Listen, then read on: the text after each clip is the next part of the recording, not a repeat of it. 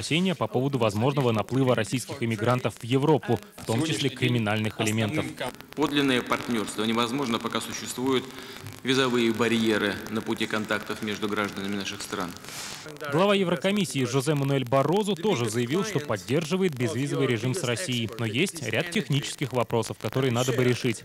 Отмену виз Евросоюз и Россия обсуждают уже давно, но переговоры продвигаются медленно и со скрипом. Некоторые европейские страны боятся нелегальной иммиграции из России и бывших советских республик.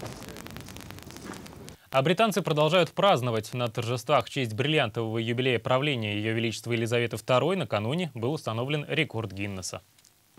В установлении рекорда приняла участие и сама королева. На